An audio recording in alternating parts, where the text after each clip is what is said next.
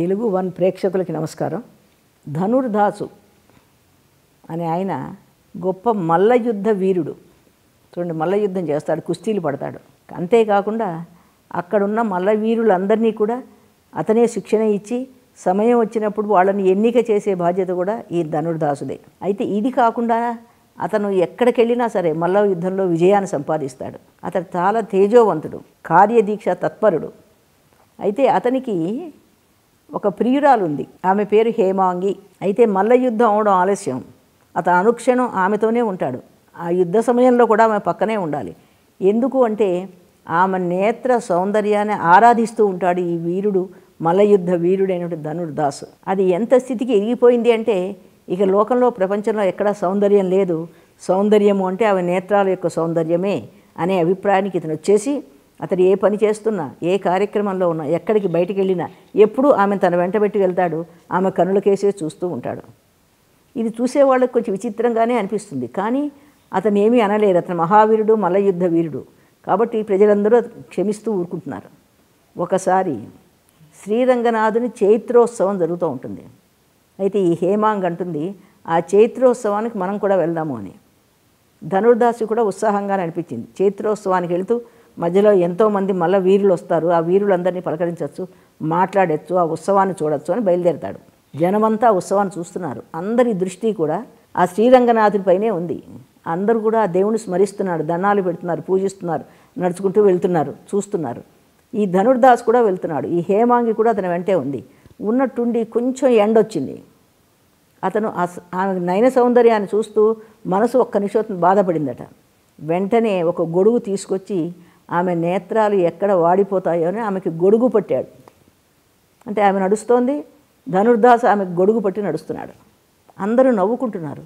ఎవరు నవ్వుకున్నా అతను ఏం పట్టించుకోలేదు. ఈ నేత్ర సౌందర్యాన్ని మించింది లోకంలో లేదు, నా ప్రియురాలు హేమాంగికున్నంత కళ్ళు, గొప్ప కళ్ళు ఎవరికి లేవు, ఇంత చక్కని కళ్ళు లేవు అని అతను ఎవరు ఏమన్నా పట్టించుకోకుండా గొడుగు పట్టి నడుస్తున్నాడు. యాత్ర నడుస్తూనే ఉంది. అతని దృష్టి అస్సలు దేవుడి మీదకి వెళ్ళలేదు. అయితే ఈ విషయాన్ని భగవద్ రామానుజుల దాకా వెళ్ళింది. ఏమిటి ఈ ధనుర్దాసు లోకంలో ఎక్కడా సౌందర్యం లేదంటాడు, ఆ హేమాంగి నేత్ర సౌందర్యం అంటాడు. ఇది ఎలా సాధ్యం, అతనికి ఎలా జ్ఞానబోధ చేయాలి? పోనీ ఈ ధనుర్దాసు అమాయకుడా, తెలివి తక్కువ వాడు అంటే చాలా సమర్థుడు, తేజోవంతుడు. కాబట్టి ఇతని మనసు మార్చాలి, ఇతని శక్తియుక్తుల్ని మరో దారిలోకి తీసుకురావాలి. ఈ స్త్రీల అవలయంలో మానవ జీవితం పూర్తిగా అందులో మునిగిపోకూడదు అని చెప్పాలనుకుంటాడు. ఏ విధంగా చెప్పగలడు? అతను ఒకసారి ఏం చేస్తారంటే అతని శిష్యులందరితో చెప్పి, ఎలాగైనా ధనుర్దాసు ప్రవర్తన ఎలా ఉందో చూడండి అంటారు. ఎప్పుడు చూసినా ధనుర్దాసు హేమాంగి యొక్క నేత్ర సౌందర్యం తప్ప ఇంక ప్రపంచం లేదు అతనికి. అప్పుడు ధనుర్దాసు మనసు మార్చాలనుకున్న ఈ భగవద్ రామానుజులు దగ్గరికి వస్తాడు. ఏంటి నాయనా అని అడుగుతాడు. కాదు, నువ్వు ఇప్పుడు ఇంత గొప్ప జైత్ర యాత్రకు వచ్చావు కదా, విష్ణుమూర్తి యొక్క ఉత్సవం జరుగుతోంది, ఆ ఉత్సవం మీద నీ దృష్టి లేదేమిటి అంటాడు. అవును లేదంటాడు. ఈమె ఎవరో అని అడుగుతాడు. ఈమె హేమాంగి నా ప్రియురాలు అంటాడు. ఈ గొడుగు పట్టడం ఏంటి? అవును, ఆమె కళ్ళు ఎండకి కొంచెం కూడా వాడిపోతే నేను భరించలేను, ఆ సౌందర్యం తగ్గిపోతుంది, అందుకని నేను గొడుగు పడుతున్నా అంటాడు. నువ్వు అంత మహాయుద్ధ వీరుడివి, మల్ల యుద్ధంలో పరాక్రమవంతుడు, ఈ స్త్రీల అవలయం ఏంటి, నీ దృష్టి ఇంకోవైపు మరల్చు అంటాడు. ఆయన అంటాడు, ఈ ధనుర్దాసు లోకంలో ఇంత గొప్ప సౌందర్యం ఉన్న కళ్ళు నేను చూడలేదు అంటాడు. ఈ రామానుజులు అంటారు, భగవద్ రామానుజులు, నాయన ఇంతకన్నా సౌందర్యవంతమైన కళ్ళు ఉంటే అంటాడు. ఎక్కడా లేవు, మొత్తం సృష్టిలో లేవు అంటాడు. ఒకవేళ ఉంటే ఏం చేస్తావు అని అడుగుతాడు. అంటే ఈ ధనుర్దాస్ అంటాడు, నిజంగా అంతకన్నా గొప్ప కళ్ళు ఉన్నట్టయితే ఆ నేత్రాలకి నేను అహర్నిశలు సేవ చేస్తాను, ఆరాధిస్తాను, పూజిస్తాను, వాటిలో ఐక్యమవుతాను అంటాడు. అవుతావు కదా, సరే రా అని తీసుకెళ్తాడు. తనతో పాటు తను, అతని ప్రియురాలు హేమాంగి కూడా వస్తారు. ఆ దేవాలయంలో కూడా ఈ హేమాంగి రావాలంటాడు. ఆమె కళ్ళు చూడకపోతే నేను ఉండలేనంటాడు. సరే, రామానుజులు ఆమెను కూడా అంగీకరిస్తారు. అక్కడ దాకా తీసుకెళ్ళాక అందరూ నా కళ్ళని చూడంటాడు. ఈ రామానుజుని కళ్ళలోకి చూస్తాడు ధనుర్దాసు ఒక నిమిషం, కానీ అతని దృష్టి మళ్ళీ వెంటనే మరలిపోతుంది. అప్పుడు వాళ్ళిద్దరినీ కూడా ఆ శ్రీరంగనాథుడి దేవాలయం తీసుకెళ్ళి శ్రీరంగనాథుని యొక్క కళ్ళని చూడు, నేత్రాలను చూడు అంటాడు.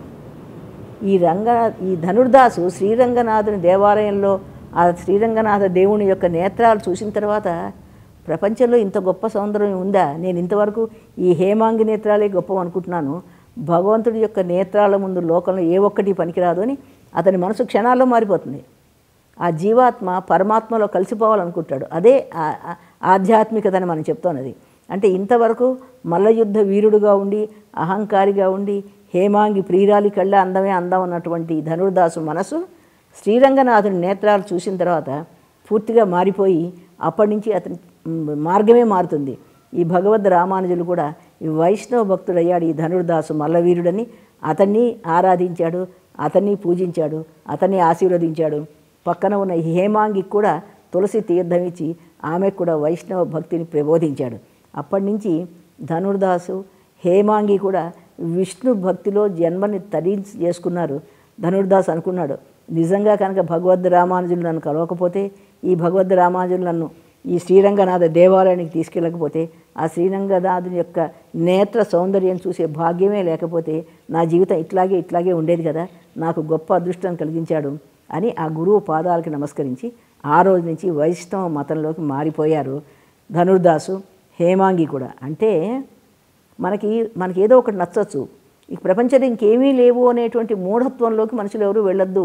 మన్ని మించిన ఒక శక్తి ఉంది, అది దేవుడను, అమ్మవారను, మరొకటను, లేకపోతే శివుడను, విష్ణువను. ఆ వైపు నీ దృష్టి మరలితే ఈ అశాశ్వతమైన భోగాల వైపు నుంచి నీ మనసు మారి నువ్వు పునీతుడు అవుతావు. అప్పుడే మానవుడు మాధవుడు అవుతాడు అని భగవద్ రామానుజులు చెప్పినటువంటి సూక్తి ధనుర్దాసు మనసుకి ఆ నిమిషం నుంచి ఎక్కి అతను వైష్ణవ భక్తుల్లో గొప్పవాడుగా పేరు పొందాడు. మరొక కథతో మరొకసారి.